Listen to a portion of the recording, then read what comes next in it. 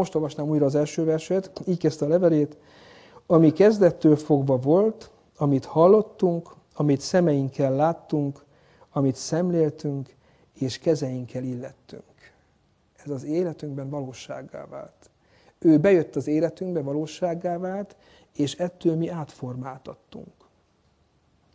Én kb. Egy éve gondolkoztam ezen bibliakörök kapcsán, és akkoriban is tartottam erről igehirdetést, hogy azért érdemes közelről megnézni, hogy János apostol mekkora utat járt be a kezdetéhez képest a szolgálatának. Péter apostol mekkora utat járt be. Péter, aki azt mondja, Uram, hogyha ezek ezt vagy azt teszik is, hát ezek ilyenek, de én szeretlek téged. És tudjuk, hogy ő tagadta meg. És tudjuk, hogy amikor megkérdezték, hogy és mi a véleményed, hogy ezek, mondta, hogy Uram, jobban szeretsz engem ezeknél, azt mondta, te tudod, hogy én szeretlek téged. Olvassátok el a levelét, hogy én a presbitertárs, semmi főpásztor, meg ilyenek. A főpásztor az egész más valaki. Nézzétek majd meg, hogy a Péter milyen utat járt be az alázatra jutásban, és nézzétek majd meg, hogy János apostol, aki hát mondjuk fel akart perzselni egy falut emberestől, tudjuk ott Szamáriában, az pedig János apostol leírja ezt a levelet, ezt az első levelet. Egyszerűen félelmetes, hogy milyen átformáló erő van az evangéliumban, az Isten való közösségben, mert erről szól az evangélium. És János azt mondja, hogy ő ugyanezt szánja nekünk, ugyanez a vágya, hogy mi is ebben részesüljünk. És ez már az utolsó kérdésünk, hogy lehetséges-e. Nem tudom, mennyire tudtátok követni, próbáltam egy logikus gondolatmenetet bejárni, előbb arról beszélni, hogy szükséges-e. Szeretném, ha belátnátok velem együtt, hogy ez szükséges. Tehát ez nem egy ráadás, nem egy szorgalmi feladat, hogy az üdvösség az, hogy még az Istent is megismerjük. Nem, most kell megismernünk. Akkor nyerhetünk bebocsájtást abba a világba. Akkor lehetünk részesei a családnak, ha mi most vállaljuk ezt és most megismerjük. A kérdés nem az most már, hogy szükséges-e, hanem egy nagyon fontos gyakorlati kérdés, amiről szintén van beszélgetni a beszélgetések során, hogy lehetséges-e, és mik a tapasztalataink ezen a téren. Főleg erről lenne jó beszélgetni. Lehetséges-e? Van-e vagy volt-e ilyen tapasztalatunk, hogy úgy éreztük, hogy az addigi formális gondolkodásunkat meghaladta, és személyesebb volt a közösségünk Jézus Krisztussal? Mi lehet az akadálya az életemben annak, hogy ez a kapcsolat, amiről itt most beszéltünk, megvalósuljon? Kiteljesedjen? Nagyrészt a beszélgetések területére utalnám a kérdést, a tapasztalatokat, de a bátorítást azt itt hadd mondjam el közösen.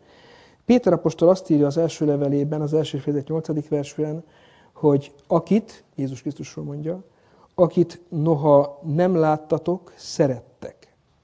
Akiben noha most nem látjátok, de hisztek benne, kibeszélhetetlen és dicsőült örömmel örvendeztek. Péter apostol választott a kérdést, hogy mi a mi problémánk, nem látjuk az Istent. És azt mondja, hogy voltak emberek, akkor is, az ő kortársai között is, akik nem voltak részesek abban a kiváltságban, hogy Jézussal, a tanítványokkal együtt Jézus társaságában legyenek, de megszólítja őket, a kortársakat, és írja nekik, hogy noha nem láttátok, noha most nem látjátok. Tehát ugye erősíti, hangsúlyozza, hogy igen, nem is volt, és most sincs vele fizikai közösségetek, de ez nem akadálya annak, hogy igazi örömmel közösségetek legyen vele. Egy másik igehely szintén ezt erősítendő, Máté 6.6, jól ismeritek szerintem mindnyájan. Azt mondta Jézus Krisztus, hogy amikor imádkozol, menj be a te belső szobádba, és ajtódat bezárva imádkozzál a te atyádhoz, aki titkon van. És a te atyád, aki titkon néz, megfizet néked, nem titkon, nyilván. Az Istent nem látjuk, de a válaszokat igen. A bizonyságait látjuk, azok nyilvánvalóak. Azt mondta Jézus Krisztus, hogy ez egy nagyon furcsa kapcsolat, hogy mi nem látjuk az Istent, ő titkon néz bennünket, de a válaszai nem bizonytalanságban hagyó válaszok, azok egyértelműek és világosak. Az alátámasztások sorában egy utolsó gyakorlati példát is hadd hozzak, ezek inkább elvi jellegűek voltak. Dávid személyére szeretnék utalni, korábban is tettem ezt. Ugye itt, ha jól emlékszem, amit a Levent olvasott, abban is idevágó részek voltak. Ugye Dávid azt írja a 139. Zsoltárban, hogy Uram, megvizsgáltál engem, és ismersz. Ez a kapcsolat egyik fele, hogy te ismersz engem. Nem akárhogy ismersz. Te ismered ülésemet, felkelésemet, messziről érted gondolatomat, járásomra és fekvésemre ügyelsz, minden utamat jól tudod. Mikor még nyelvemen sincs a szó, immár egészen érted azt, Uram. Ezt sokszor úgy fogjuk fel, mint az Isten mindenhatóságának a bizonyítékát, hogy az ő képességénél fogva ő ilyen mértékben van jelen az életünkben. Ez igaz. De nem tudom, figyeljetek erre a kifejezésre, azt mondja, hogy járásomra és fekvésemre ügyelsz. Az nem azt jelenti, hogy hát te olyan mindenható, vagy te úgyis tudod, mit csinálok, hanem azt jelenti, hogy téged érdekel, hogy mit csinálok. Te ügyelsz.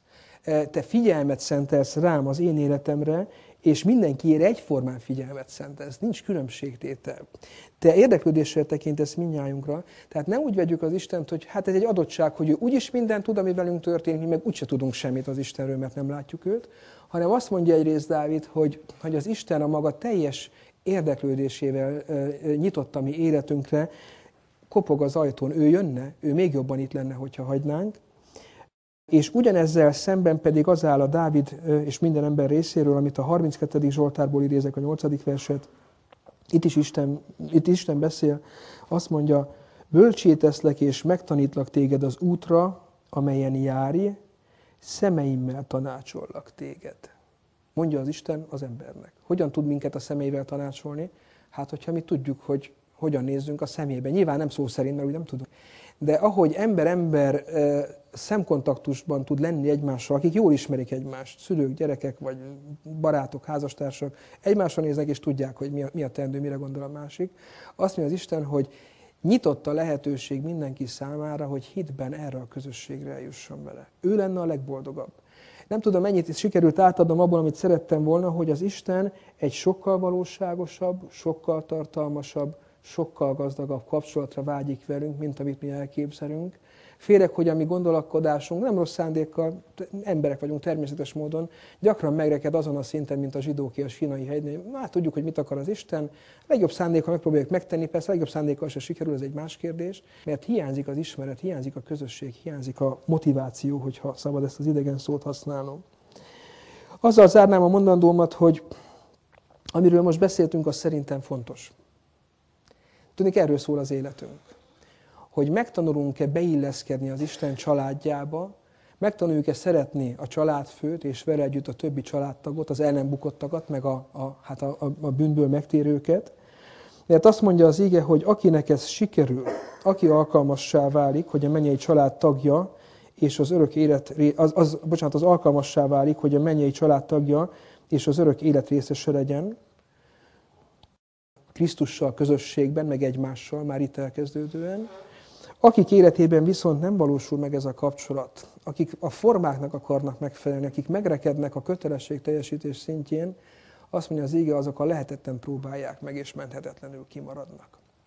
Én azt kívánom mindnyájunknak így a befejezéshez érkezve, hogy az, amiről itt most próbáltam röviden szólni, az tényleg egy gondolatindító legyen csak, és ne csak a beszélgetésekhez, az is jó, annak is örülnék, hanem egy kicsit vizsgáljuk fel a saját életünket, hogy mi vágyunk, el tudjuk-e azt képzelni magunknak? Igényeljük-e és vágyunk-e egy olyan tartalmas közösségre azzal, aki meghalt értünk és megváltott bennünket, amilyet sokszor talán inkább el tudunk képzelni, és inkább vágyunk rá egy társal. Ugye egy lány, egy fiúval, a leendő férjével, vagy éppen fordítva, mert azt mondja Jézus Krisztus, aki jobban szereti a társát, az nem méltó én hozzám. És akkor most miben mérjük a szeretetet? Hát abban, amiről itt szó volt, hogy milyen szoros az a közösség. Azt mondja, hogy ha mi emberrel szorosabb, tartalmasabb közösséget tudunk megélni és elképzelni, mint ő vele, az nem baj önmagában, az jó dolog, de valami nincs rendben az Istenhez fűződő kapcsolatunkban. Nekünk a legbensőségesebb, legtartalmasabb, legszorosabb közösséget mindenképpen ő vele kéne megélnünk, mert ez a világ legtermészetesebb dolga. Ha mi nem így közeledünk az örökkévalósághoz és az Istenhez, hát lehet egy kicsit ünnepronta a végén előállni, ezzel közben akartam, de azért elmondom, hogy egy kicsit olyan az üdvösségre vágyni az Isten megismerése nélkül, mint aki bundáért meg autóért megy férjhez, vagy éppen veszel valakit feleségül, hogy tárgyi érdekeltségünk van, de a személy nem ragadott meg bennünket kellőképpen. Hát én azt kívánom nektek, hogy ez ne így legyen a mi életünkben, és egymást tudjuk majd erősíteni a tapasztalatainkkal most is, a beszélgetésben is, és még inkább a jövőben. Amen.